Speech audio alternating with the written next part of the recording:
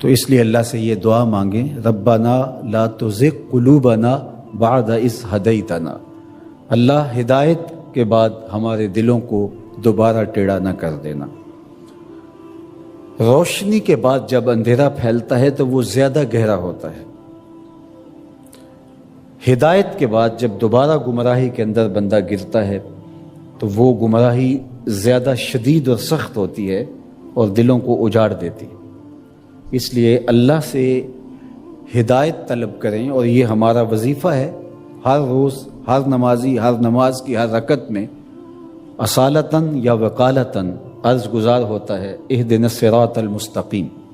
یہ وہ چیز ہے جو ہم روز مانگتے ہیں، لیکن اس مانگی ہوئی چیز کو، جس کو ہاتھ باندھ کے جھولی پھیلا کے طلب کیا، آوازیں لگا لگا کے جس کو حاصل کیا، اس کو پھر یوں ہی نہیں چھوڑ دیا جاتا، قیمتی چیز کی حفاظت کی جاتی ہے۔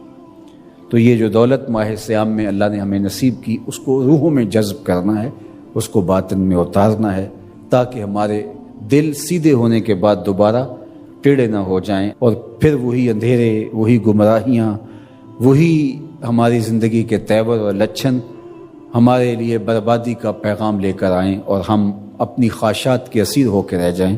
دوسری بات، کتاب رحمت قرآن مجید میں اللہ تعالیٰ جل شانہ نے اہل ایمان کو ارشاد فرمایا، وَلَا تَهِنُوا وَلَا تَحْزَنُوا وَأَنْتُمُ الْأَعْلَوْنَ إِن كُنتُم مُؤْمِنِينَ۔ کمزوری نہ دکھانا اور خوف نہ کھانا، غم نہ کرنا، تم ہی سر بلند ہو، عزتوں کا تاج تمہارے ہی سر پہ رکھیں گے، شرط ہے کہ تم مومن بن کے رہو۔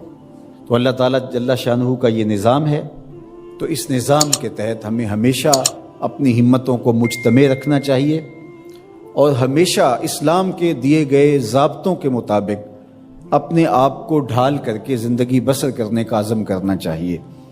تو پھر رب کا وعدہ ہے اس کی بہر صورت تکمیل ہوگی۔ تو آج ہم دنیا کے اوپر جو ذلت اور رسوائی، پستی اور زبوحالی کا شکار ہیں، تو اس کا سبب یہ ہے کہ ہم نے اللہ کے ساتھ کیے گئے وعدے کی تکمیل نہیں کی، اور آج وہی امت جو 313 ہو کے کفر کے مقابلے میں کھڑی ہو گئی تھی، اور فاقہ مستوں نے 10 اونٹ روز ذبح کر کے کھانے والے شکم پرستوں کے پڑخچے اڑا کے رکھ دیے تھے، اور عظیمت کی انوکھی داستان رقم کی تھی کہ میرے رب نے بھی اس دن کو یوم فرقان کہہ کے پکارا تھا۔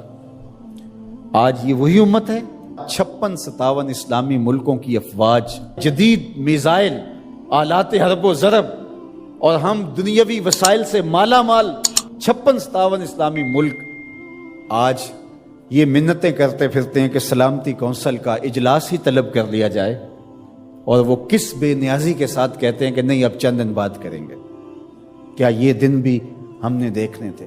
عجیب بے بسی کی صورت ہے۔ اللہ اس امت کو کھویا ہوا وقار عطا کرے، اور یہ ہمیں سزا مل رہی ہے جو ہم نے حضور کو دکھ دیا۔ میں آپ سے پوچھتا ہوں، گھر کے سربراہ کو کتنی تکلیف ہوتی ہے جب اس کے بیٹے آپس میں لڑ رہے ہوتے ہیں؟ اس کا دل خون کے آنسو ہوتا ہے۔ تو جب امت آپس میں 73 گروہوں میں بٹی ہو تو رسول اللہ کو کتنی تکلیف ہوتی ہوگی؟ گنبد خضرا میں حضور کتنے دکھی ہوتے ہوں گے۔ تنکا تنکا کر کے حضور نے یہ امت جوڑی تھی، تنکا تنکا کر کے کتنی اذیتیں کاٹی تھی حضور نے اس امت کے لیے۔ مختلف مزاجوں کے لوگ کو ایک امت بنایا تھا حضور نے۔ سلمان فارس سے آئے تھے، سہیب روم سے آئے تھے، بلال حبشے کے تھے، حضرت ابو بکر و عمر مکے کے تھے، حضرت سعد مدینے کے تھے، کہاں کہاں سے لوگ آئے، ان سب کو جوڑ کر کے ایک مزاج دیا، اور وحدت کی لڑی کے اندر اس امت کو پرو دیا۔ یہ امت واحدہ بنی، سب کا درد سانجھا ہو گیا۔ تو کتنی حضور کو ہم نے اذیت پہنچائی، 73 گروہوں میں بٹ کر کے، 57 ٹکڑیوں میں تقسیم ہو کر کے۔